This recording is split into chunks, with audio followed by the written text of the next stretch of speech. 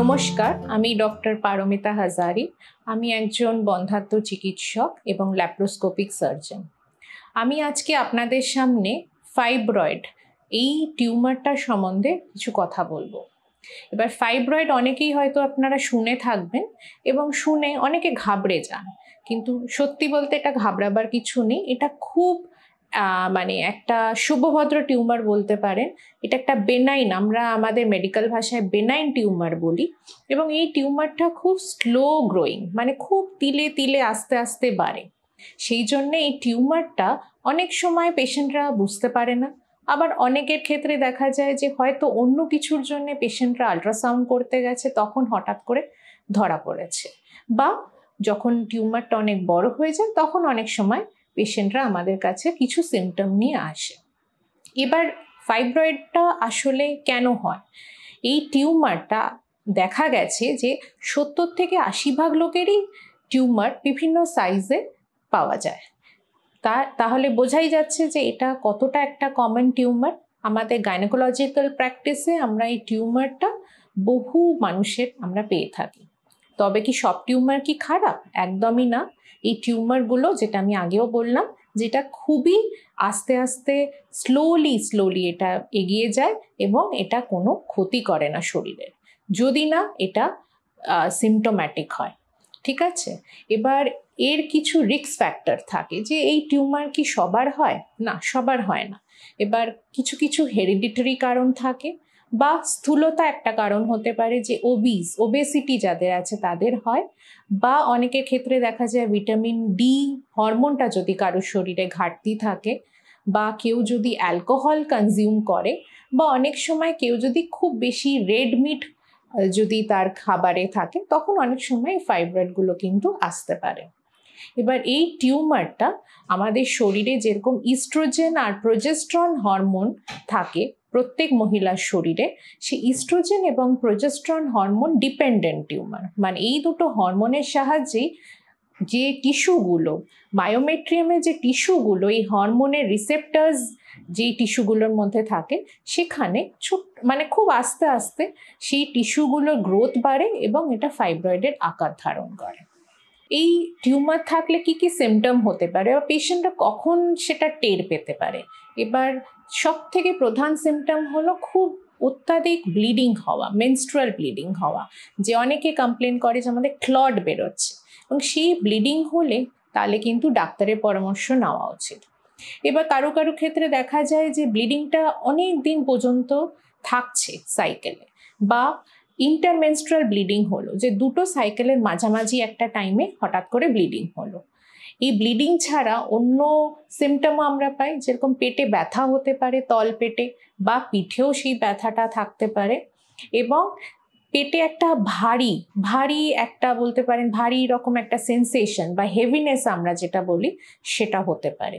বা ফাইব্রয়েডটা যখন খুব বড় আকার ধারণ করে, তখন অনেক সময় দেখা যায় যে ইউরিনের সমস্যা বা ল্যাট্রিন করার সময় সমস্যাগুলো আসতে পারে। এবং এই টিউমারগুলো যখন, এই সমস্যাগুলো যখন দেখা দিচ্ছে, তখন অতি অবশ্যই গাইনোকোলজিস্টের কাছে এসে দেখানো, এবং গাইনোকোলজিস্ট যে ইনভেস্টিগেশনগুলো অ্যাডভাইস করবেন, এবং সব থেকে ইম্পর্টেন্ট ইনভেস্টিগেশন যেটা আমরা করে থাকি সেটা হলো আল্ট্রাসাউন্ড। আল্ট্রাসাউন্ডের মাধ্যমে ফাইব্রয়েডটা খুব ইজিলি ডায়াগনোজ করা যায়। এবং ফাইব্রয়েড কিন্তু শুধু মায়োমেট্রিয়ামে থাকবে সেটাও কিন্তু নয়, মায়োমেট্রিয়ামের সাথে সাথেও ফাইব্রয়েডগুলো কিন্তু অনেক জায়গায় থাকতে পারে ইউট্রাসের মধ্যে।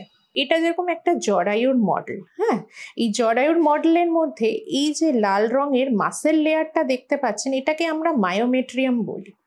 এর মধ্যে দেখবেন কালো কালো ছোট ছোট এরকম গোলাকার মতন মার্ক করা আছে, এবার সেটাই হলো ফাইব্রয়েড। ঠিক আছে, এগুলো হলো খুব ছোট্ট ফাইব্রয়েড, যেটা মায়োমেট্রিয়ামে আমরা দেখতে পাচ্ছি।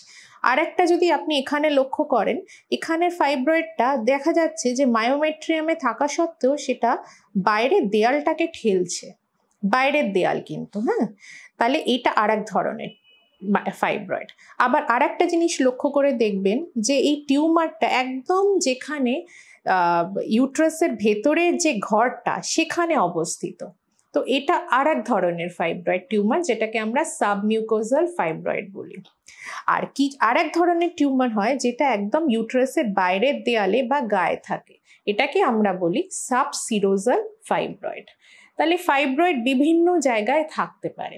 আর একটা আনকমন লোকেশন বলতে পারেন সার্ভিক্স, এটা হলো জরার মুখ। এখানে যদি কোনো, যেরকম দেখতে পাবেন এখানে যদি কোনো ফাইব্রয়েড গ্রো করে সেটাকে আমরা বলি সার্ভাইকাল ফাইব্রয়েড।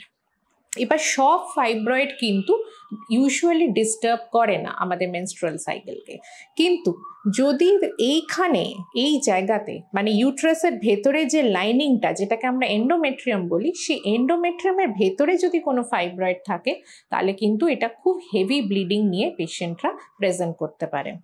এবং এই ফাইব্রয়েডগুলো যেগুলো মাসেল লেয়ারে আছে সেখানে যদি ফাইব্রয়েডটা গ্রো করতে করতে অনেক বড় সাইজে হয়ে যায়, যেটা এন্ডোমেট্রিয়ামে গিয়ে ঠেকছে, তখনও কিন্তু ব্লিডিং হেভি হতে পারে বা সাইজের কারণে তার কিন্তু পেটে ব্যথা হতে পারে।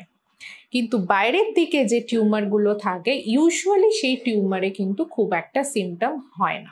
এবার ফাইব্রয়েড থাকলে কমপ্লিকেশন কি হতে পারে? কমপ্লিকেশন হলো হেভি ব্লিডিং হওয়া, এবং হেভি ব্লিডিংয়ের জন্যে পেশেন্টের কি হয়, হিমোগ্লোবিন অনেক ফল করে যায় এবং অ্যানিমিয়া হতে পারে। তখন পেশেন্ট কিন্তু অনেক সময় আমাদের কাছে বলে যে মাথা ঘুরছে বা কাজের কোনো এনার্জি পাচ্ছে না, বা খুব তাড়াতাড়ি তারা হাঁপিয়ে যাচ্ছে, বা শরীরে হয়তো সোয়েলিং হয়ে যাচ্ছে, পা ফুলে যাচ্ছে, হাত ফুলে যাচ্ছে, মুখ ফুলে যাচ্ছে। তো এইগুলো হলো অ্যানিমিয়ার সিমটম, মানে এইগুলো হলেই বোঝা যাচ্ছে যে যেহেতু রক্তপাত এত বেশি হচ্ছে তার কারণে কিন্তু হিমোগ্লোবিন অনেকটাই ড্রপ করে গেছে। এবং আরেকটা কমপ্লিকেশন যেটা আমরা দেখি সেটা হলো পেশেন্টরা যারা প্রেগনেন্সির জন্য ট্রাই করছে তাদের ইনফার্টিলিটি প্রবলেম হতে পারে। বা সবার ইনফার্টিলিটি প্রবলেম কিন্তু ফাইব্রয়েডের জন্য হয় না, কিন্তু কিছু কিছু ক্ষেত্রে, যেটা আমি আগের মডেলে আপনাকে শো করেছিলাম, যে ফাইব্রয়েডটা যদি এন্ডোমেট্রিয়াল টিস্যুর ভেতরে ঢুকে যায় বা মায়োমেট্রিয়ামে অনেক সাইজে বড় আকার ধারণ করে, তখন সেই ফাইব্রয়েডটা কিন্তু প্রেগনেন্সি আসতে একটা বাধা সৃষ্টি করতে পারে। এবার আরেকটা কমপ্লিকেশন, সেটা কিন্তু আমরা প্রেগনেন্সিতে পাই। প্রেগনেন্সি মানে থাকাকালীন কারোর যদি ফাইব্রয়েড আগে থেকেই থাকে তাহলে কিন্তু অনেক সময় দেখা যায় যে বাচ্চার গ্রোথটা, আইইউজিআর বলি, বা বাচ্চার গ্রোথের রেটটা একটু কম থাকে। অনেকের এটা হয় যে রেকারেন্ট প্রেগনেন্সি লস হয়, যে বারবার মিসক্যারেজ হচ্ছে ফাইব্রয়েডটার জন্যে, বা কারোর প্রিটার্ম ডেলিভারি হয়ে গেল, টাইমের আগে ডেলিভারি হয়ে গেল। তো এই কমপ্লিকেশনগুলো কিন্তু আমাদের মাথায় রাখতে হবে, এবং কোনো পেশেন্টের যদি ফাইব্রয়েড থাকে তাহলে সেই মতন আমাদের কাউন্সেলিং করে বা পেশেন্টকে কিছু সিমটম এগুলো বুঝিয়ে দিতে হবে, যে যার কারণে পেশেন্ট কিন্তু তাড়াতাড়ি ডাক্তারের কাছে যেন আসে। এবার এই কমপ্লিকেশনের পর আমরা ট্রিটমেন্ট কি দিতে পারি পেশেন্টকে? ট্রিটমেন্ট বলতে আগে আমরা ফাইব্রয়েড মানেই সার্জারি জানতাম, কিন্তু এখন কিন্তু অনেক উন্নত মানের ওষুধ, ইনজেকশন এসে গেছে, তার সাহায্যেও আমরা ফাইব্রয়েডটা কমাতে পারি। এবার এই ওষুধ ইনজেকশন কিন্তু একটু লং টার্ম চলে, মানে একটু বেশি দিনের জন্য আমাদের দিতে হয়, 3 মাস 6 মাস, এগুলো ভ্যারি করে টিউমার সাইজের ওপর বা আমরা কি ট্রিটমেন্ট দিতে চলেছি তার ওপর। তো এই টিউমারটা সবসময় যে সার্জারি করতে হবে সেটা কিন্তু না, বা এটাও মনে রাখতে হবে যে 4 সেন্টিমিটারের ঊর্ধ্বে কোনো টিউমার হয়ে গেলে তখন হয়তো সার্জারির প্রয়োজনীয়তা থাকে। এবার টিউমার যদি এমন একটা জায়গায় অবস্থিত থাকে যে এন্ডোমেট্রিয়াল টিস্যু ভেতরে ঢুকে গেছে বা সাইজের আকার বড় হয়েছে বা পেশেন্টে খুব বেশি সিমটম হচ্ছে, তখন আমাদের ফাইব্রয়েডটা কিন্তু সার্জারির মাধ্যমে সরিয়ে দিতে হয়। এবার সার্জারি আমরা দুভাবে করতে পারি, হয় আমরা ওপেন করতে পারি, অনেকে শুনে থাকবেন যে পেট কেটে যেটা আমরা বলি, আমরা ল্যাপ্রোটমি বলি, সেইভাবে করা যেতে পারে, বা এখন যেহেতু ল্যাপ্রোস্কোপি এসে গেছে তো ল্যাপ্রোস্কোপির সাহায্যেও আমরা কিন্তু ফাইব্রয়েডটা সরিয়ে দিতে পারি। আর একটা নতুন টেকনিক এসেছে, সেটা এমআরআই গাইডেড আমরা ফাইব্রয়েডটাকে গলিয়ে দিতে পারি, এটা এক ধরনের ট্রিটমেন্ট। আবার এম্বোলাইজেশন আমরা বলি, ইউট্রাইন আর্টারি এম্বোলাইজেশন, সেখানেও কিন্তু এম্বোলাইজেশন করে আমরা ফাইব্রয়েডের সাইজটা ছোট করে দিতে পারি। তো এত কিছু ট্রিটমেন্ট যখন আমাদের হাতে আছে তখন ঘাবড়াবেন না। ফাইব্রয়েড হলেই সেটা খারাপ সেটাও বলছি না, কিন্তু তার সাথে একটা কথাও বলে দিচ্ছি যে ফাইব্রয়েডটা অনেকে জিজ্ঞেস করে থাকে যে ফাইব্রয়েডটা কি ক্যান্সারে মানে রূপান্তরিত হতে পারে? খুব রেয়ার, ভীষণ রেয়ার, মানে বলতে পারেন যে 10 লাখ মহিলার মধ্যে 6 জনের এরকম আমরা দেখতে পাই। যে তাদের হয়তো ক্যান্সারে পরিণত হলো, এবং সেটা আপনি হয়তো বুঝতে পারবেন না, আপনাকে ডাক্তারের পরামর্শ নিতে হবে। ডাক্তার যদি ইনভেস্টিগেশন করে বোঝে যে ফাইব্রয়েডটা অন্য আকার ধারণ করছে, সে নিশ্চয়ই আপনাকে গাইড করে দেবে। আশা করি আপনার এই ইনফরমেশনগুলো কাজে লাগবে এবং আপনি একটা সুস্থ জীবন লিড করবেন। ধন্যবাদ।